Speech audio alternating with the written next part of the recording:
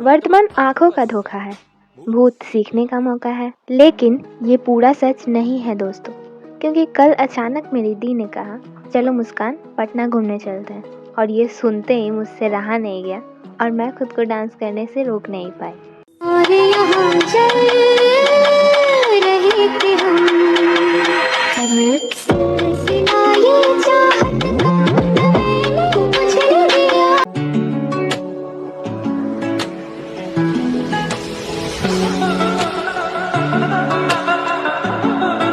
Hello दोस्तों, कैसे हैं आप सब। ये बहुत दुख की बात है कि पटना डिस्ट्रिक्ट में रहते हुए भी मैंने पटना के खास जगहों का भ्रमण आज तक नहीं किया। हॉस्टल से आने के बाद डी ने मुझे पटना घुमाने का प्रॉमिस किया था, सो फाइनली आज वो दिन आ ही गया।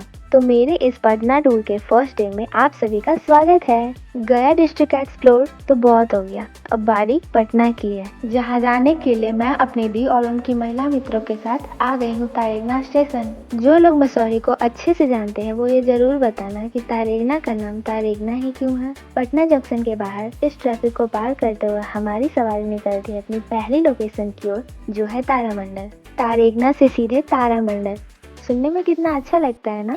यहाँ पहुँचते ही भगवान का आशीर्वाद लेना मत भूलना, क्योंकि कोई भी काम उनकी मर्जी से ही सफल होती है। तो दोस्तों, क्या आप दिन में तारे देखने के लिए रेडी हो? यहाँ की गार्डनिंग की मैं क्या ही तारीफ करूँ, आप सब खुद ही देख लीजिए और बताइए कि आपको कैसा लगा। उससे पहले मैं अपने कदमों को जल्दी जल्दी आगे बढ़ाते हुए एंट्रेंस गेट तक पहुँचती हूँ। इस व्यू और यहाँ की प्लांटिंग को देखकर मैंने भी बाकियों की तरह बहुत सारी फोटोज को कैप्चर किया।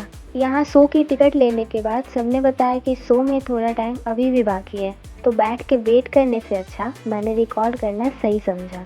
यहाँ का इंफ्रास्ट्रक्चर कमाल का है, मतलब जस्ट लुकिंग लाइक अ वाव।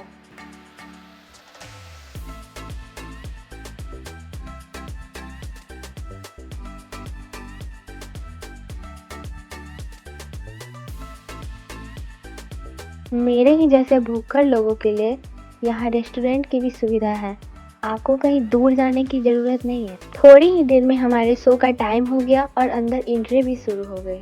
अंदर एंटर करते ही मैंने सबसे पहले ये देखा कि बाहर से जितना ये मस्त है ना, अंदर से ही उतना ही शानदार है।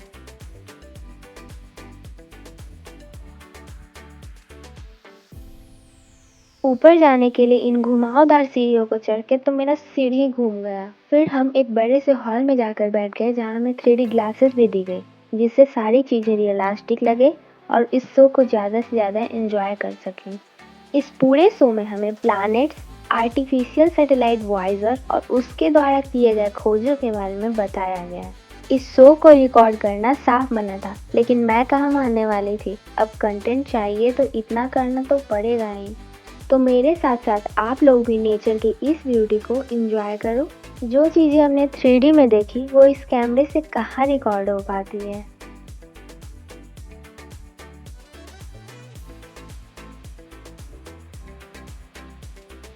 हम स्पेस की खूबसूरती का अंदाज़ा लगा ही रहे होते हैं कि कब 1 घंटा बीत जाता है पता ही नहीं चलता।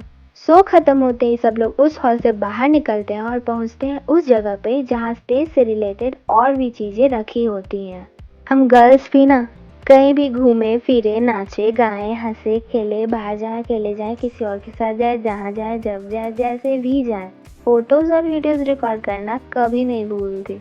जैसे कि आप लोग मुझे ही देख लो, कैसे बिजी हूँ मैं अपना कंटेंट रिकॉर्ड करने में। सोचने वाली बात ये है कि हम उन चीज़ों को भी कैप्चर कर रही होती हैं जिनका कुछ अता पता भी नहीं होता, लेकिन हम अपनी फ़ोटोज़ को लेकर काफ़ी पॉजिटिव होती है। वरना 100-200 फोटोज़ क्लिक करवाने के बाद यार एक भी फ़ोटोज़ अच्छी नहीं आई, ये कहने की हिम्मत सिर्फ हम में ही होती है। क्यों गर्ल्स, सही कहा ना मैंने। खैर, ये तो हो गई इधर उधर की बातें। तारों के विषय को आगे बढ़ाते हैं। तारामंडल में रखी गई एक एक चीजें ये बताती है कि हमारी दुनिया हमारी सोच से कई गुना खूबसूरत और बड़ी है।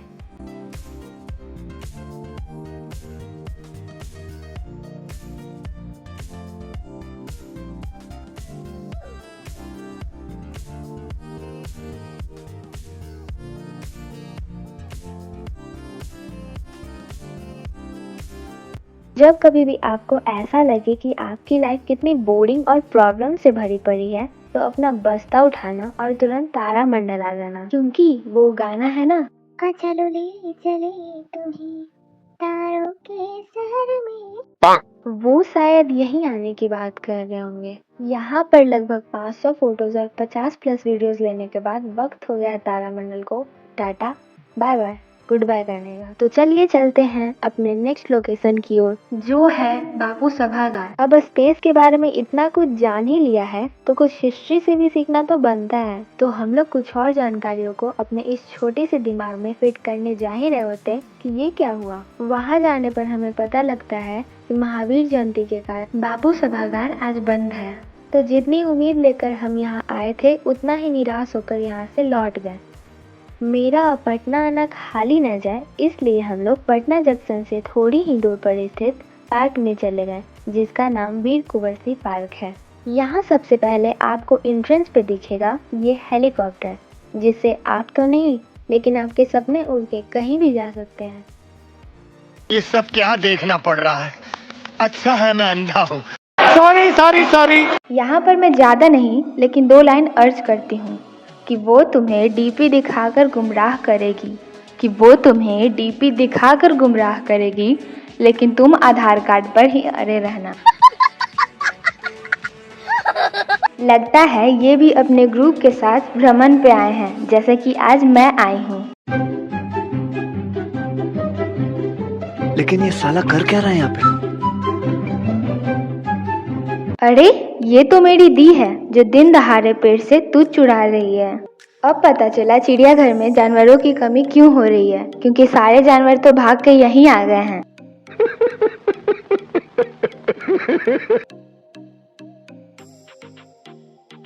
इतना कुछ एक्सप्लोर करने के बाद अब बारी है पेट पूजा की।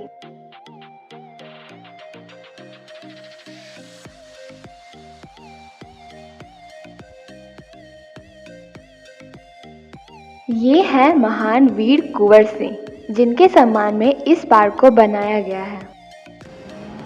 और ये क्या, मौसम में अचानक खलबली क्यों मच गई? इस बारिश के रुकने तक क्यों न हम एक गेम खेलें।